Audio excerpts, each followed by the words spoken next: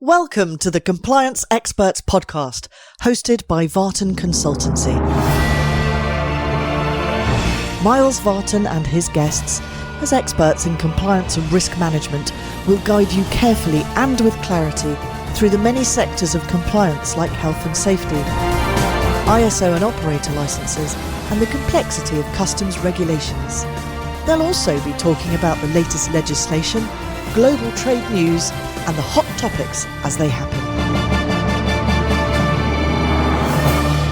Good morning, everyone, and welcome to the Compliance Experts, episode 4. So I'm very lucky to have with me today Carl Day, who's CEO of Anchor Freight.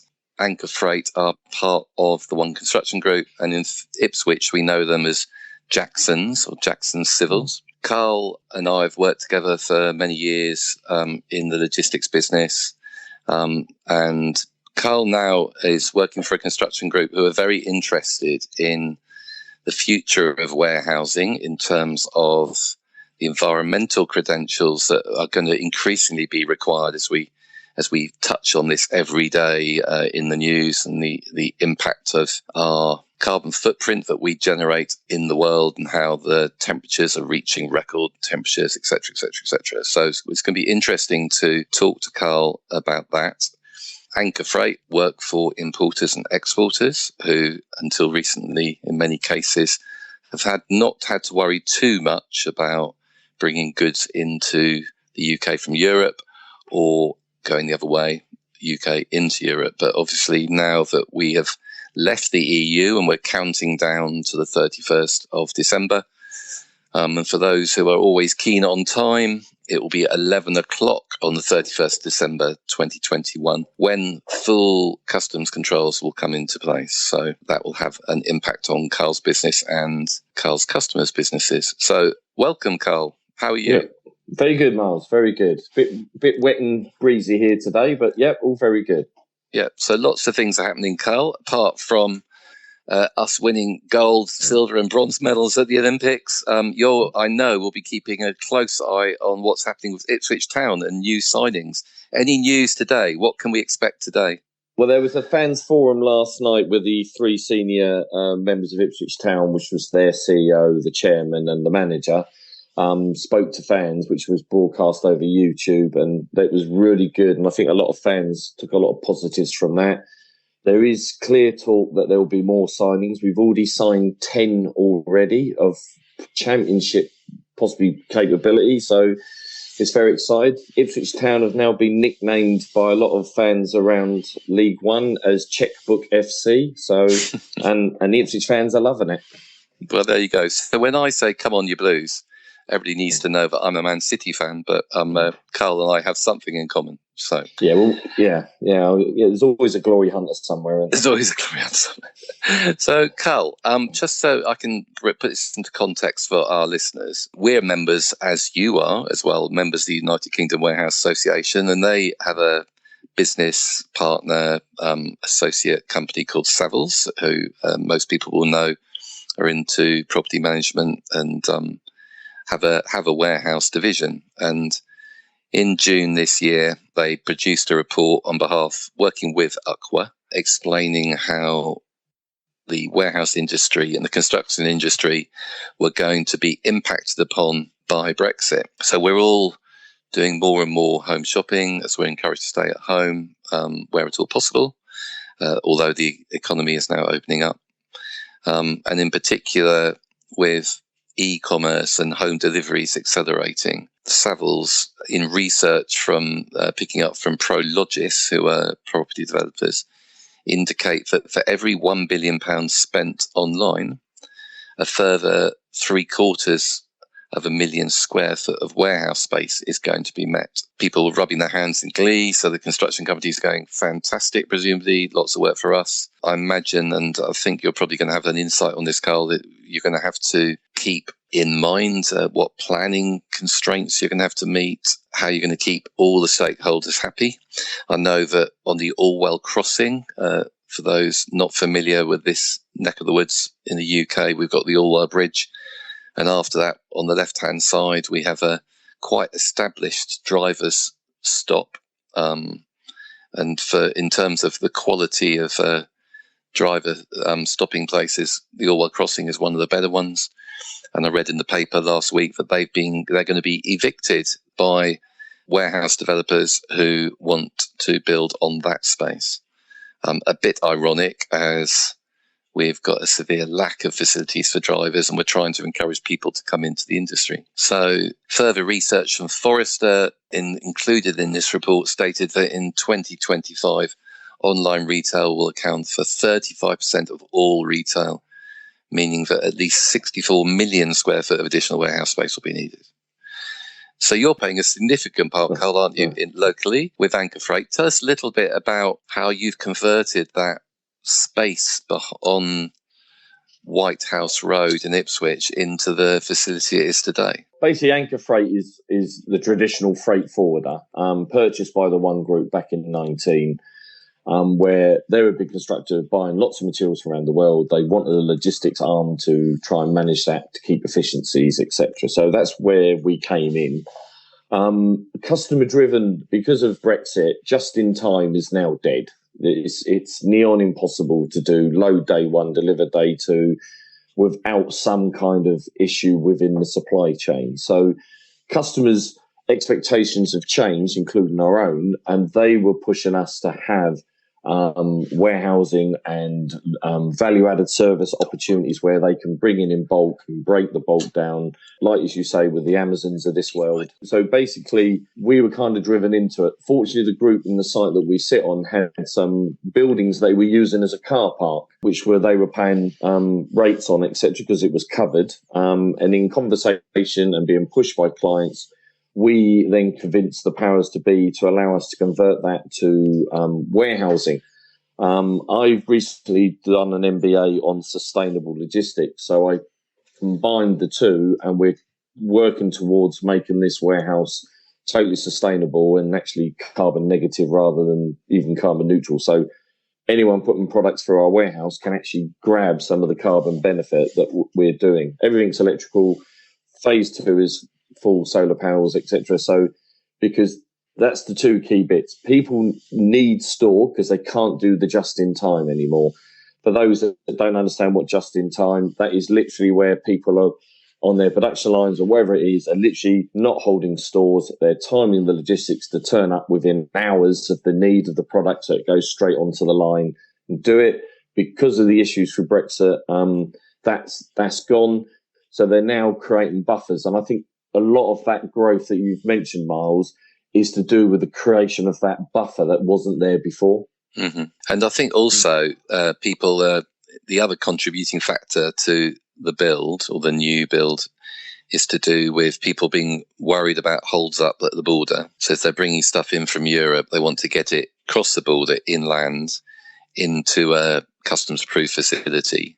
Yeah. Even if it's just an external temporary storage facility, so they get an extra 90 days before it has to be cleared. Yeah, that's right. Also, with the smaller shippers, the biggest issue they have, they're coming on groupage trailers, and where it was Europe before, the groupage trailer could come straight through, do all its deliveries, the guy gets his product.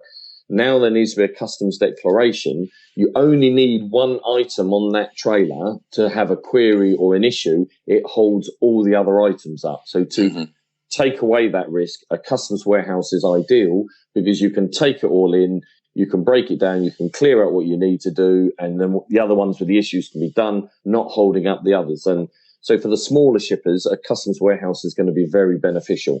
Are you finding, do you have much experience of, because we'll come back, very keen to talk about the environmental side of all this, but in terms of what you've just said, I've heard from smaller shippers that they're being held to ransom by the large 3PL, 4PL companies who are bringing the goods across, and they're almost saying,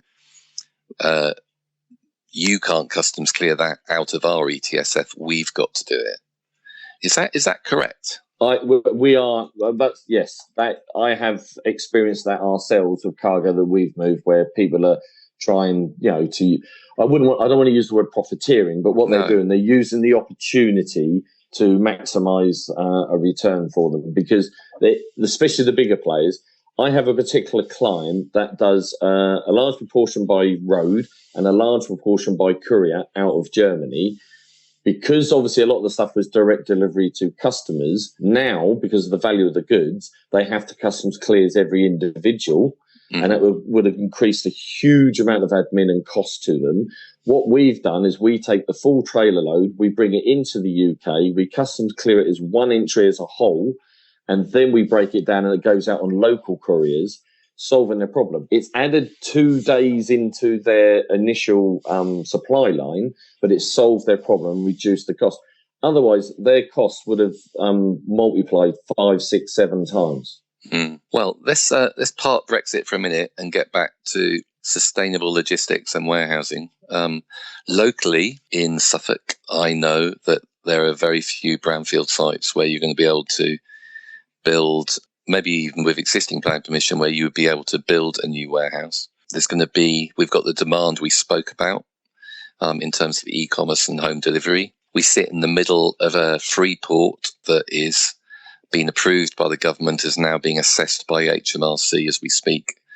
So they're looking to get their 8 recommended sites around the UK live as soon as they can.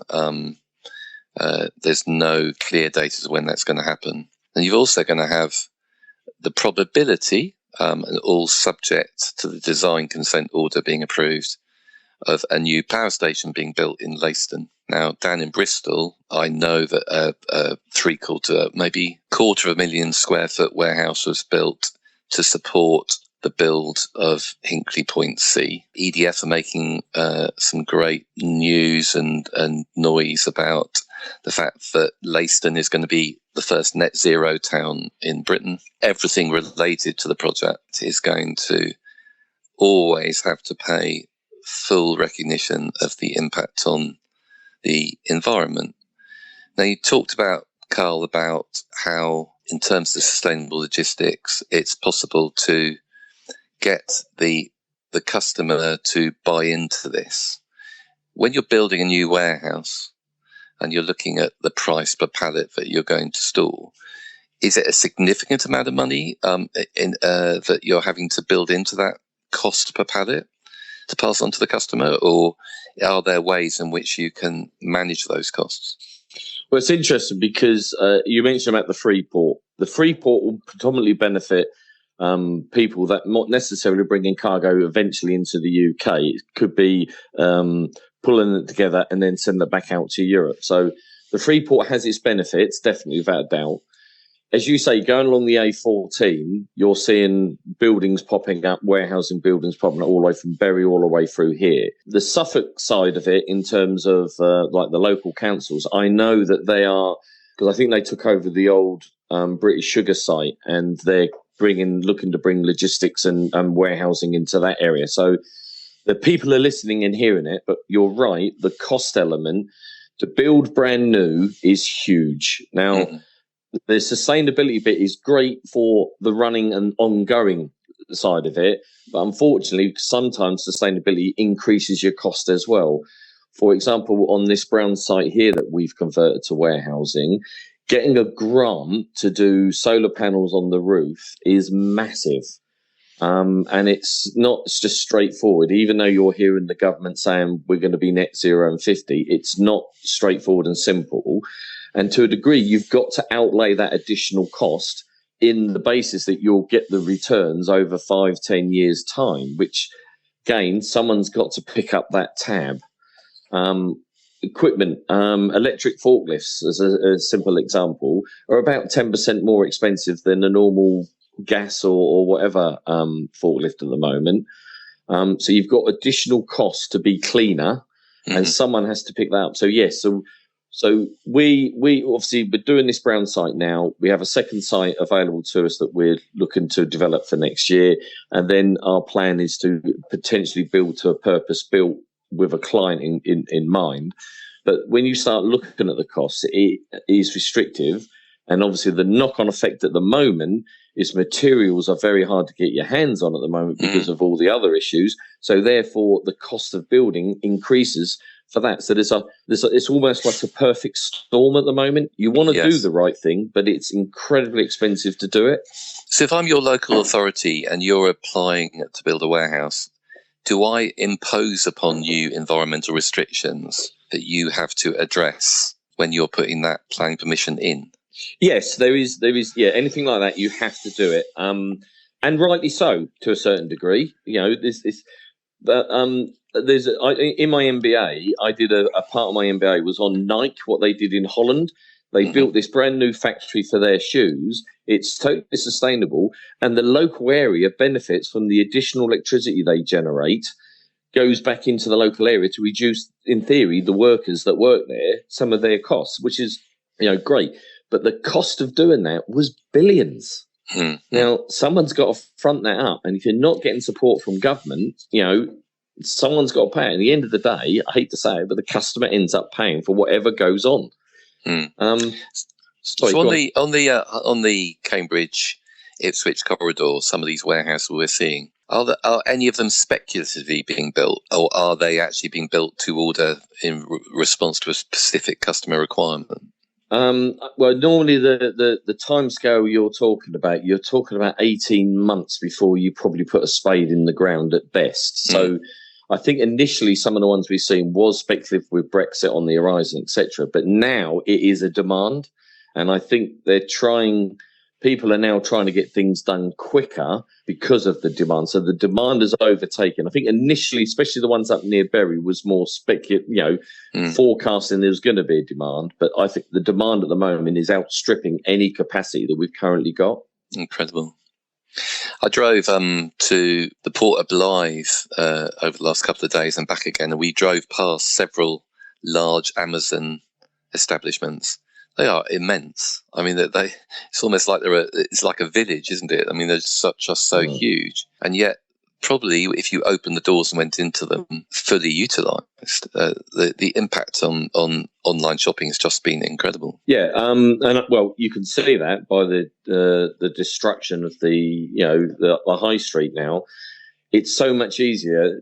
Someone was reading to me a report the other day about Amazon is now more popular than eBay, because eBay, you've got to wait 5-7 days for your bid to go through. Amazon, you can buy now and it's on its way that day. And people are so impatient, even though there's more hurdles now in supply chain. And then that's why Amazon can go up into the moon and be very unenvironmentally with their electric vans, but put a rocket into space, which I think is quite ironic. But yeah, the demands, and Amazon are becoming quite a monster. And I don't want to be derogatory because I use Amazon myself, but they're becoming quite an animal now. And you're hearing most of their facilities are at least 1 million square feet. Now, you and I have been around a long while. You didn't hear of 1 million square foot warehousing very, very often. No, now it's almost common. So hauliers, some of the more wider thinking hauliers, thinking more broadly, are offsetting the carbon footprint of their hauliers by their fleet, their delivery fleet, by charging their customers a small element in the price per tonne relating to carbon offsetting.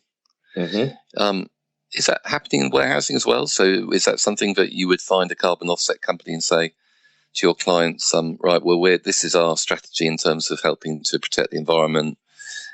This is our price per pallet, and within that price per pallet is an element going towards carbon offsetting.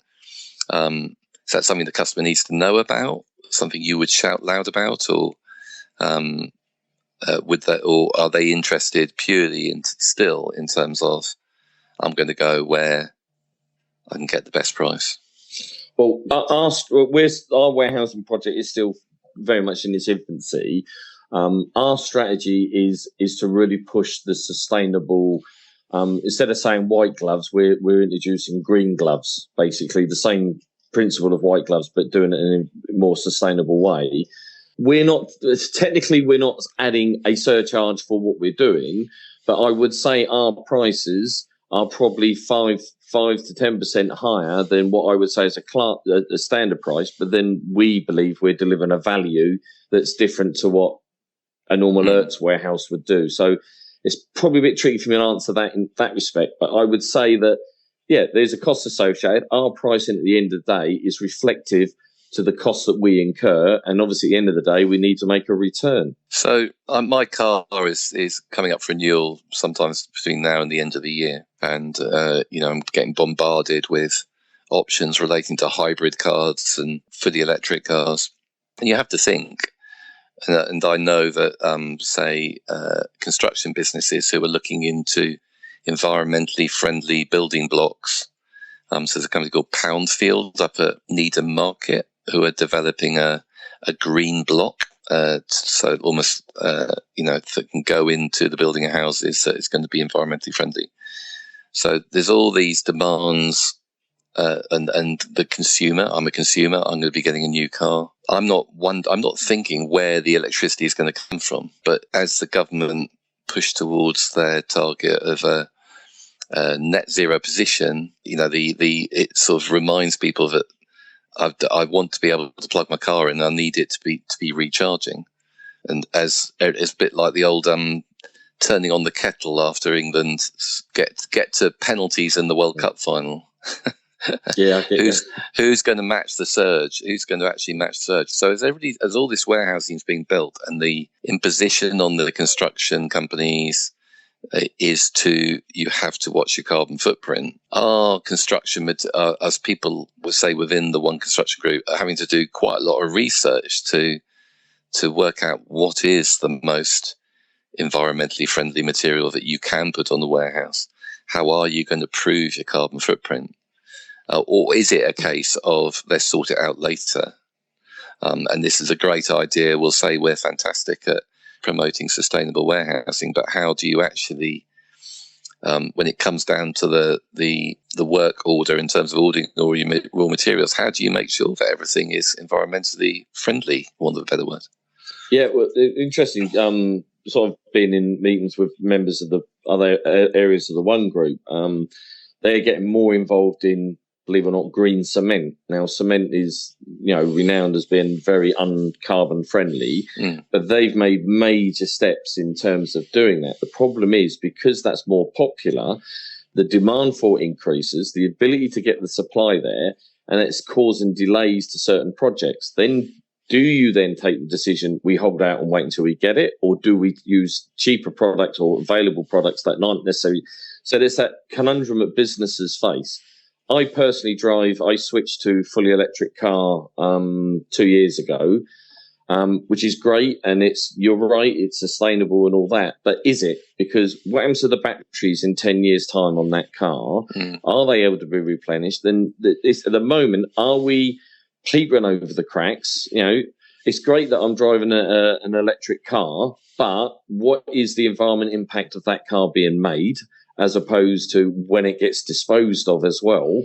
Are these all being taken? Is it a bit of a knee-jerk reaction? And you're right, the bigger demand on electricity, it's growing and growing. And as you've touched upon, we have a new power station due to be started up in Suffolk, which is great, but then it's nuclear. And then what do you do with the waste of nuclear? You've got all these. I think there needs to be more bigger thinking, because a lot of it's knee-jerk. We can do this, we can do that, and then you might create a problem further down the line. I'm not trying to be a scaremonger or anything like that, but I don't think everything's been thought through correctly. No, and we said we'd come back to. I would touch on Brexit every now and again. So I think as players in the marketplace, we're consultants, so we advise people, but we've sensed that negotiations that were undertaken by the government to coin the Prime Minister's phrase, to get it done, were not, in many cases, done in a joined-up way. And I'm just wondering, I'm a great follower of an organisation called Think the Unthinkable. I'm just wondering if it is time for I imagine it has to be a political party to say, right, here's some scenario painting where we can show how unjoined up thinking has caused us problems as a country, as individuals, as our contributor to the world environmental situation. Surely we should all be working together to learn from the mistakes we've made in the past, and I heard a term yesterday called baked in. So apparently we're baked into the current environmental situation, but there is still lots of ways in which we can build more environmentally, in a more environmentally friendly way, but we can also change our habits and our consumption patterns and our purchasing patterns, and thinking about, do I need to go? I've survived for nearly 2 years without getting on a plane to go for a summer holiday. Let's do a staycation and stay in the UK. And every time people are making that decision, they're improving the environment. So, but it's almost like these decisions are being devolved down to us as individuals and individual companies and our shareholders, if we're, say, a public listed company, are still expecting return on their investment. But it's almost as if the infrastructure, including the political infrastructure, needs to be adapted so that more lessons can be learned. And we're in a situation where we are actively destroying our environment. So how do we all work together to prevent that from happening? I'm not expecting you to have the answers, Cole, because you probably do. But no, I see what you're saying. But you know where I'm coming from. It's sort of Well, the best example I could give you, Miles, on that is if you look at our own industry, the logistics industry, a lot of the vessels now in the short sea have scrubbers and all that. Now, originally, they tried to get shipping lines to adopt it, and they didn't. They had to change EU law to make it law, to force the shipping lines to improve their vessels. Now, they're charging a premium to the client. So, again, the end user picks up the tab at the end of the day. But it needed law to be done for international level in order to improve the shipping bit. Now, shipping lines are the first to say, oh, look, we're so much more cleaner now, we're doing this. They wouldn't have done it unless they were forced. So it has to come from government and major association organisations around the world to make it happen. So do we as individuals actually have to get over ourselves and accept that the cost of living is going to go up, because we're going to have, or not just the cost of living, but taxation levels are more than likely going to have to reflect this increased investment, because the money's got to come from somewhere. So I know in various parts of the world, say in Scandinavia, and I think this is still the case, that if you have a baby in Finland, you are guaranteed by the government in Finland to have childcare within so many meters of your house. And the child allowance per child is significantly more than any mother would get in the UK. Now that is reflected in their taxes, but but everybody benefits. So people understand the reason for paying more tax because they get the access to the childcare. If we understand the reason why these warehouses are having to be built, but we know that as we drive past them that they are being built in a way that is with the environment in mind, and if you can put solar panels on top of them, then that excess electricity can, maybe that industrial estate up in Bury St Edmunds, that excess electricity from that huge expanse of new warehousing could possibly go to help power industrial units on site on that industrial estate. Yep. I agree with you, but the only way you're going to get, realistically, we all do our little bit. I'm sure we all have our separate bins to put the plastic and all that in, but are we really splitting the right plastics in the right bins, etc.? I don't like a nanny state scenario, but things like this environmental bit, it has to be driven from government and from high government. If it's the UN or whatever, I don't know, but it has to be driven. I mean, the Paris Agreement, they're still talking about it. They're still, we've got this meeting was it Cornwall or wherever it is tail end of this year. Is it going to be yet another talking shop? Do we have to see more parts of Germany flooded? Do we have to see London last week and 2 hospitals having to shut down because the theatres were getting flooded from rain? When are going to people? There's a lot of arguments about for and against what's causing global warming and all that. It's happening, but governments need to take a hold and do it. But at the end of the day, the money's got to come from somewhere. And at the end of the day, it becomes the end user, which is the taxpayer. Yeah. Yep. And, for those listening to the podcast who aren't in our industry, the vast majority of items that you see on the shelves in the shops, in the hardware stores, that you are buying online, vast majority are coming into the UK, either from in containers, shipping containers on large ships, or via plane, or on trucks rolling across Europe and coming into the UK. So our infrastructure planning in the UK, I heard, has to reflect this.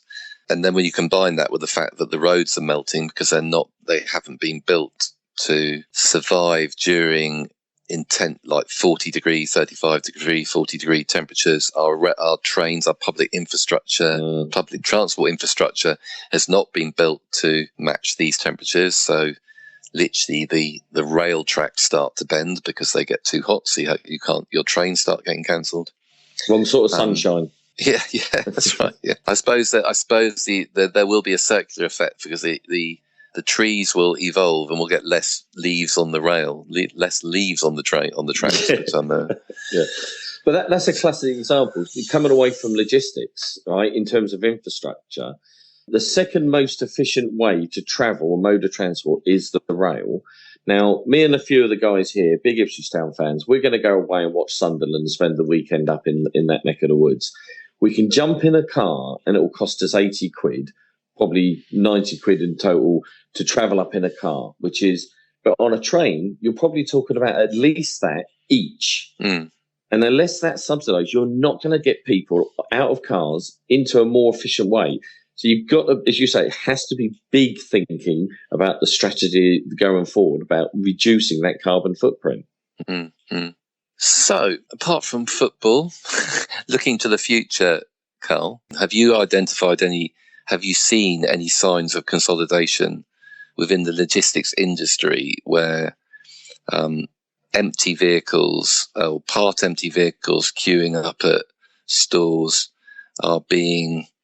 people are getting together so that the vehicle utilization levels are being improved and therefore we can take vehicles off the road? And maybe even companies coming together to achieve that. I suppose that's how the pallet network started. Yeah. Got lots of competing pallet networks now. Kalina Logistics are a well-known example where they went to the suppliers of certain aisles in supermarkets and said, we're all queuing up at supermarkets behind each other. Our vehicles are a third full. Why don't we set up a company to come to you? We'll give you a price per pallet to get your product to the supermarket. There's no competitive advantage. Kalina Logistics being owned by Muller Rice. And most suppliers jumped at the chance. They got rid of their vehicles and a lot fewer vehicles went on the road. And Kalina have benefited exponentially from that, just recently taking over Eddie Stobart. Well, that's a double-edged sword because you're right, it creates efficiency. And I do believe those conversations are starting to happen and, coming together. But then that also happened in the shipping industry where ship sharing came in. And now that's why freight prices are like telephone numbers at the moment from China, for example, because the capacity reduced, but because of online shopping, whatever, the demand has gone through the roof. And the irony is they're now spending all this money they're making on building new ships, which will make the capacity go past. So it's a typical supply and demand. So there's a balancing act because if you restrict down the capacity, then the only thing that's going to happen is the demand will outnumber it and then push prices up. And then who picks up the tab, as I keep saying, the end user. And I imagine too, with the continual rise of China as a nation, as an economic powerhouse, that in the UK with 65 plus million people living here, I could see there has to be a chance of a Chinese organisation trying to take Amazon on in the UK. Yeah. And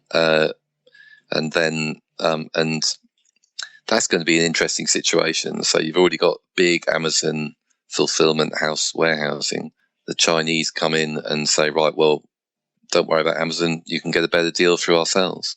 And then that would be an interesting sort of governmental planning situation because you're not going to want to having allowed Amazon to build their warehouses in terms of, are you possibly going to get a situation where you've actually got excess capacity with an impact on the environment, which possibly you could have avoided. But with the fact that you and I can literally sit on our computer 24 hours a day and order something whenever we need, The government actually have no control over that, do they? Yeah, because consumer behaviour is the driving force at the moment. It is, totally and utterly. So, I think that this chat has been really interesting, and it's allowed us to discuss how actually there isn't an awful lot of control going on in this economy that we live in, and that it's going to be down to individual businesses and individual people if we're going to still meet customer requirements but look after the environment. I think inevitably it's going to be down to individual companies to put a brave foot forward and be pioneers in what they're doing, shout loud about it, get support from stakeholders and consumers, and build that into the brand. So the brand is going to, the fact that when you used to go for tenders, people would say, have you got an environmental policy? And people would copy somebody else's environmental policy and send it in with their tender. The assessment of tender submissions now it will inevitably be, there'll be increased momentum in terms of looking at what you're actually saying you do in terms of protecting the environment and what part your company plays, and the weighting in terms of tenders in relation to the environment and the building of warehouses, the supply of logistical solutions will increasingly look at the impact on the environment. Would you agree, Carl? Yeah, I would. It was an interesting thing I discovered when I was doing my dissertation is there's a cycle. You need a good economy for people to be environmental friendly, because what happens when you're wealthier and you're comfortable, you think about the next level, all the conscience and the future and the children. When things are really tight, you will buy the cheapest thing, regardless if it comes from the moon or from China or from the local shop. So it's consumer activity. It's government. Governments need to educate people of the impact of what you're doing. Now, you can do it through labelling, whatever. Because it still comes down, as you said earlier, the individual is the one that has the most impact. But companies have got to almost be pioneers to get that change of culture in how we do it. As you say, Amazon has made it so convenient to buy anything. I'm making it seem like we're all doomed, don't we? No, we're doomed. No, but there needs to be a change in consumer activity. There needs to be a strong government-led either education or in terms of educating people the impact of what you're doing to the environment and trying to get the changes in the culture to do it, because we're slowing down the problem, but the problem's still there. Yeah, and you look what happened with Trump and pulling out of the Paris Agreement, and actually then getting elected on the back of the fact that he was saying that. So he said, I think we're being ripped off within this agreement. We're not going to contribute to it anymore. We'll look after ourselves, and I'll get more of you into jobs and improve the economy in America. So he just appealed to people's pockets and to their well-being, along with a whole load of other strategies, and people voted him into power. There you go. So I think it's down to for all individuals to make sure that the right strategy, the more appropriate strategies are adopted worldwide, and that we all can do our bit to help improve the situation. So it's an awful lot of positives, even though I think everybody agrees that we are baked in. Well, Carl, thank you very much for your contribution this morning. That was really good. Thank you for listening, everybody. If for those who are followers of the compliance experts, then please let us know what you would like us to discuss next. Go on to vartonconsultancy.com, give us some ideas. Please give us feedback. Please encourage your colleagues and those you know to download the podcast, which we've already published up on the website, and get involved. This concept of podcasts and us getting into them is going to develop as time goes on, and we'll only get better with your involvement. So thank you very much. And thank you, Carl, again. Okay, have a good day, everybody. Thank you for listening to the Compliance Experts podcast. We highly value your input and welcome any questions, thoughts or challenges for us to tackle in forthcoming episodes. Vartan Consultancy pride themselves in helping customers manage risk and subsequently helping them improve their overall company performance. To speak to Miles and his team, visit vartanconsultancy.com. This podcast is produced and managed by podtalk.co.uk and is the copyright of Vartan Consultancy. This podcast is created for entertainment purposes only. Views and opinions are that of Vartan Consultancy and their guests. Information recorded in this episode was deemed correct at the time of recording. However, we advise you to always check with Vartan Consultancy for up-to-date information and legislation.